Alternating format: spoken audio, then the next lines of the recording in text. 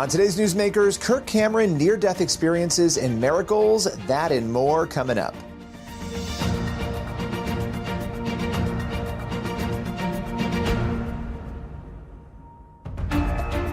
Welcome to Newsmakers, a show where we go behind the headlines each and every week to bring you interviews with pastors, entertainers, politicians, and other notable figures.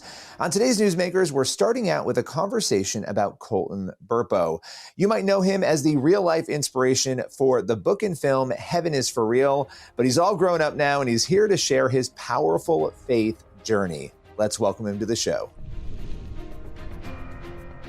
Colton Burpo, it has been a long time since you and I have chatted. Last time we chatted, you were probably around 20 or 25 now. And before that, you were in high school when the film came out. I saw you in New York. You came to the Blaze where I was working at the time and had a chance to interview you. But I've tracked your family over the years. We've done many interviews. I've talked to your parents many times.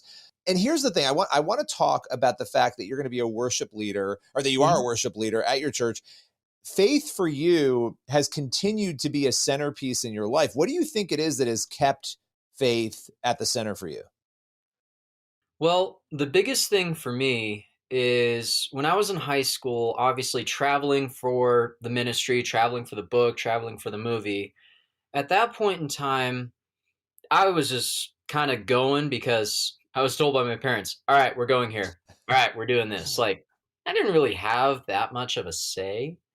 But I remember in high school, that's around the time that God really started challenging me, like, hey, you don't have to rely on this one experience with me. Like, I want to do life with you. I want to be a part of your life today. And it took me a while to get to that point. But as you see now, like, I take my faith very seriously. I'm on staff at a church, even though growing up a pastor's kid, I said, I never want to be on staff at a church. Here I am on And staff at here a you church.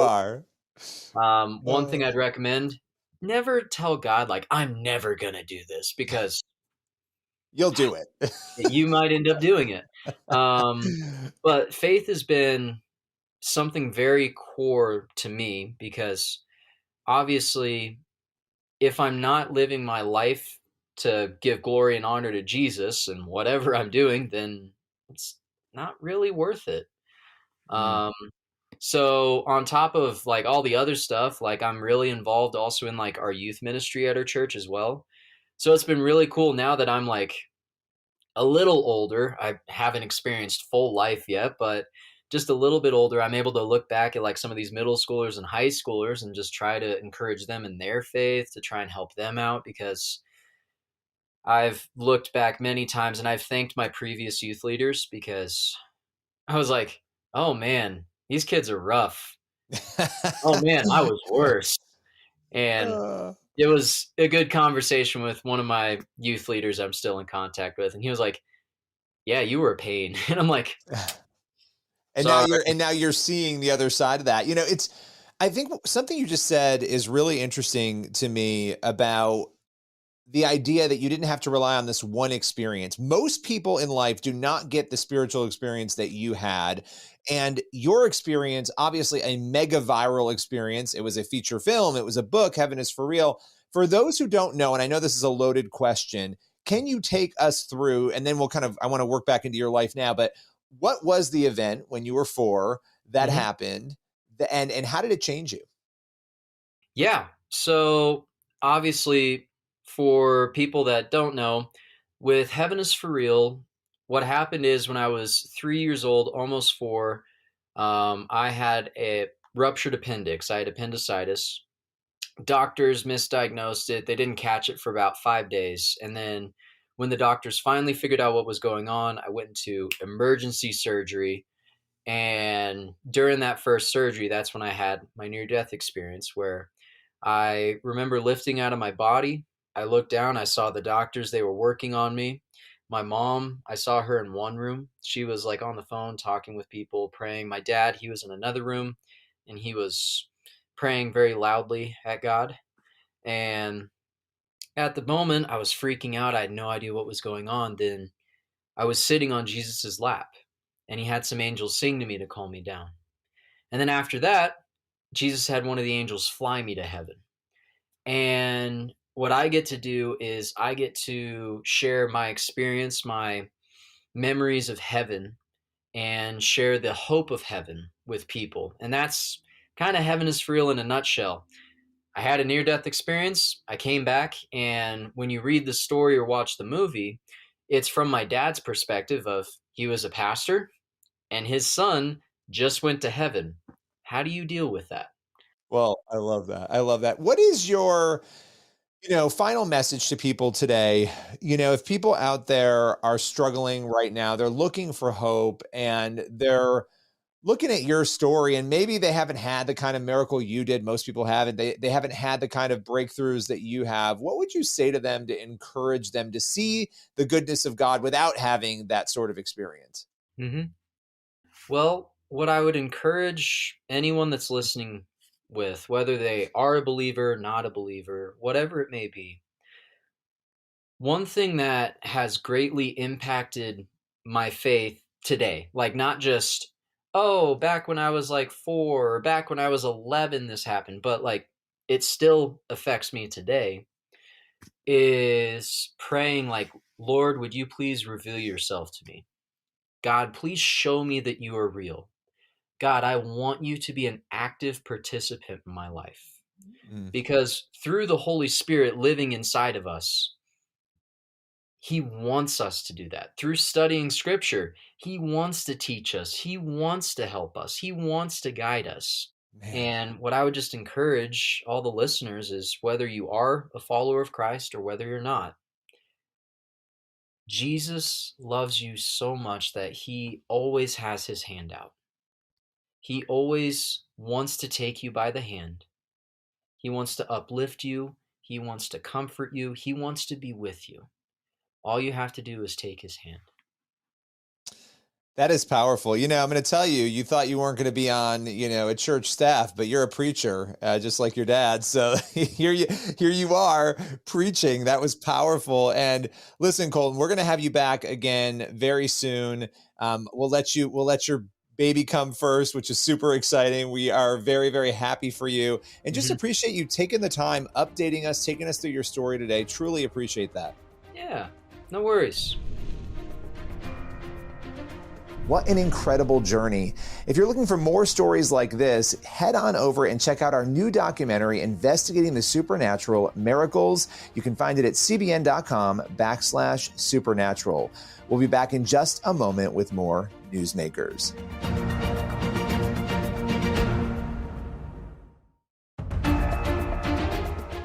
Welcome back to Newsmakers. Next up, actor Kirk Cameron has a message for Disney amid the latest controversy over Snow White. He also has a new kids show that you won't want to miss. Let's welcome Kirk here to Newsmakers. Well, Kirk, a lot to talk about. I feel like every time we reconnect, there's been 30 new things in the culture that have unfolded. The latest thing is this debacle over Disney's Snow White remake. What do you make of this controversy? Well, apparently, Disney is just not listening to the message. When you go woke, you go broke.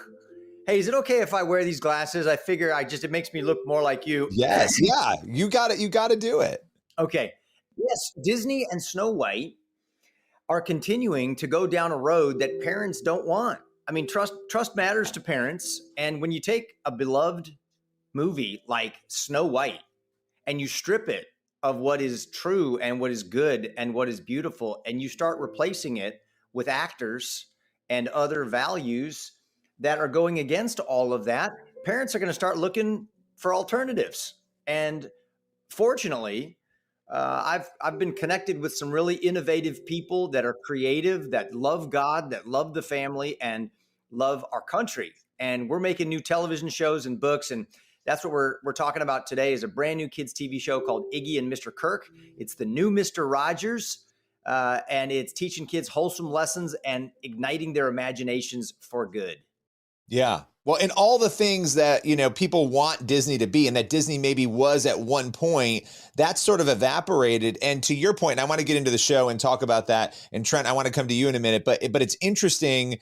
in light of where we are right now, everything you just mentioned, why in the world, after losing so much money again and again and again with these films, does Disney not get it? Why are they not telling these actors to maybe not go? I mean, look, they can think and believe whatever they want, but maybe when you're promoting a film, you should be careful about the things you're saying, right, while that's going on.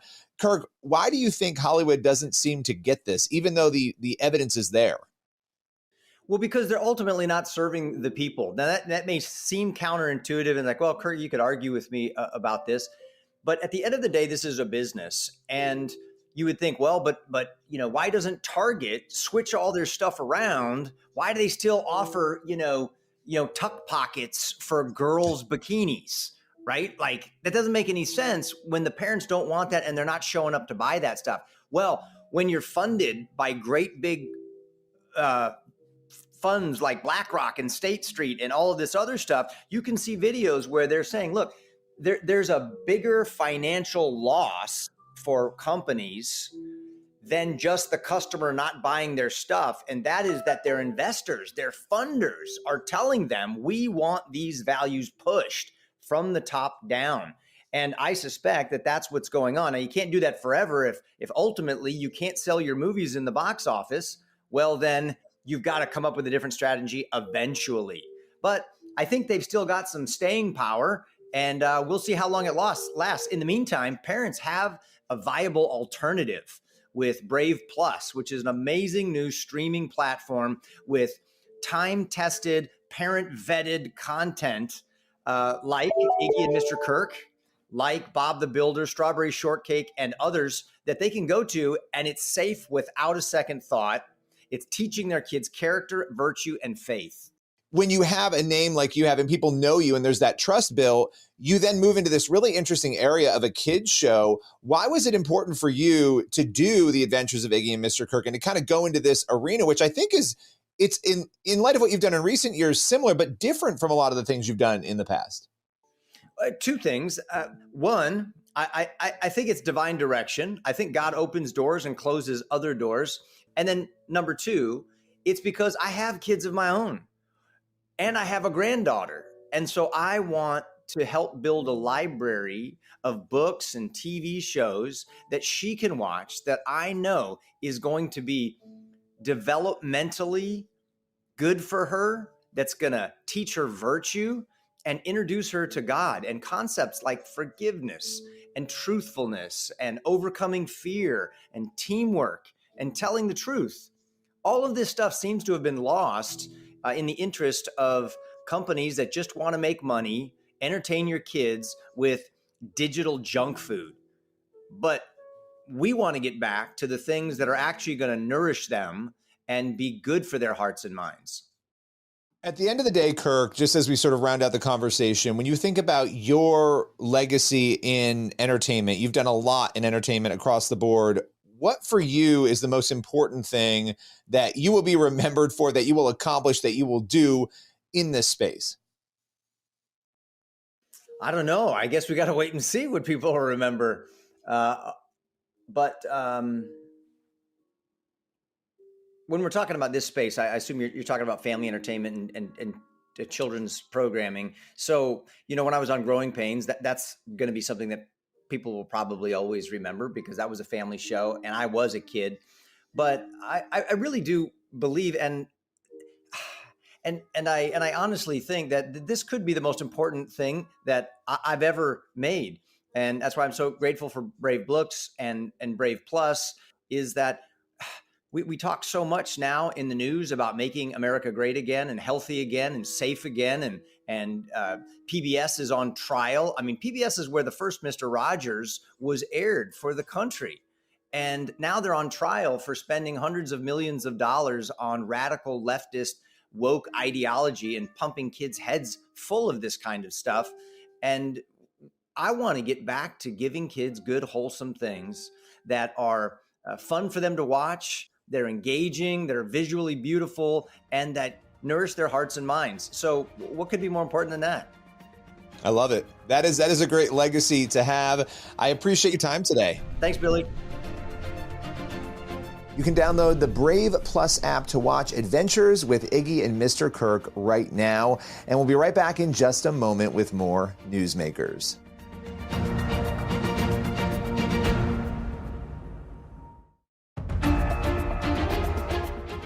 Welcome back to Newsmakers on the CBN News Channel. For our final segment, we are sitting down with Chris Gunderson. His remarkable healing story we tell in the new film investigating the supernatural miracles, and it will leave you transfixed because he was unable to eat for the first 16 years of his life until God stepped in and a miracle happened. Let's welcome Chris to Newsmakers. Let's kind of go back. You as a baby were diagnosed with a very serious digestive issue. Let's just start there. Tell us a little bit about that and how it impacted your life. Yeah, so I was born with a syndrome called chronic pseudo obstruction syndrome, and it was a congenital defect. So I was born with it. Basically, where my stomach was completely paralyzed, they call it complete gastroparesis, and it wouldn't pump anything from my stomach to my small intestine. So everything I ate for when I was a child, um, for actually for when I was an infant would just projectile vomit and just vomit everything up. And so I wasn't able to actually get any kind of nutrition for a long period of time. It took my parents and the doctors several studies and diagnostic tests to figure out that that was truly the case, that I had complete gastroparesis. So at some point, you guys decide to go to an event where there are healing prayers being uttered, right? I mean, you decide. What was it that caused your family, even though you didn't necessarily believe this was something that could happen, to go to that event? So Bruce Venata, this was back in November of 2011, and Bruce Venata was at this benefit dinner for children in Honduras, and he was telling his testimony. My parents had attended, and my mom was hearing his testimony, and during the whole time that Bruce was talking, my mom was hearing God tell her to go talk to him. He was saying a lot of familiar medical terminology that most people wouldn't really know because of what Bruce had gone through and what I've gone through. And God had made it where there was no one talking to him at the time, so she went up and talked to him and told him about me. I was actually currently home at the time. I wasn't there, but she had asked if he could pray for me, and he's like, "Where is he at?" Said that he was at home, didn't want to come here because he's a 16-year-old, not wanting to come to a benefit dinner. So he said that he was going to be talking at this church for the next day on Sunday, and why don't you bring your whole family there? And so she had come home with my dad and told me about it. And it wasn't really like I was in denial that it could happen, but there was some thing that kind of got to me when she was telling me about his story, his testimony. And I'm like, you know what? Sure, why not? I was actually really excited to like meet Bruce, hear his testimony, and like the more I like thought about it later on, the more I like came to realize that I was going to get healed. When you were feeling that, was that a spiritual feeling? Like you felt like God was delivering that message to you that the healing was going to come? He had given me a little nudge that night, but especially when we were there at that church the next day, um I had this pulsating sensation in my abdomen that I hadn't had before. And I was like, what's going on? And God said he's preparing me. And I haven't really ever heard from God too much before in my spirit. I didn't know how to really listen to his voice, listen to the Holy Spirit's voice. And so I was kind of having like this dialect with God. And he said that I'm preparing you and I'm working on you. And I told him back then I had a very severe stutter. Like I couldn't talk or anything. I had a terrible stammer. I had tics and everything that I was just trying to like force words out, just wouldn't flow or anything. So I told God for when I was 16, during that time that I was having that pulsating sensation, that I said, if you heal me, I will not be quiet about it. I'll tell anyone and everyone about this testimony, about this miracle that you did for me. And so now we're here. Now we're here. But I mean, yeah. so final question for you, because the story is incredible. How did this, not what, but how did this change your view of God, and where are you now today with him because of it? Before my tubes, I saw God as this higher being that's just kind of up there and not really having a deep, meaningful relationship with us. And now I actually have this inner dialect with him on, I would say, not a daily basis, because I'm not a perfect person. I'm not always in prayer on a daily basis. I try to, but I would at least say on a weekly basis, like I'm always reaching out to him, and I feel like it's this two-way conversation, and like it's made me a better person. I'm not perfect. I actually fell into some sin shortly afterwards, doing stupid stuff, and so um if you sin or whatever, your healing's not going to be taken away. I actually was told by one of my teachers that my healing was going to be taken away because I had sinned, or I should be careful or something like that. I'm like, you know what? When God does something, he does it. And it's for you to be a blessing to others for, and to have that testimony for as well. But it made me also realize that like it's okay to fall short, because we all fall short of the glory of God, and just to keep trying, because it's a continuous relationship and a continuous walk with him. Well, I appreciate you joining us, taking us through all this. It's an incredible testimony. People can see us to actually talk about it and break it down in the documentary. And I'm just grateful that you came on and spoke with us. Would love to have you back again, and appreciate your time today. Definitely. Thank you much, Billy. What a powerful story. We will be right back in just a moment with more Newsmakers.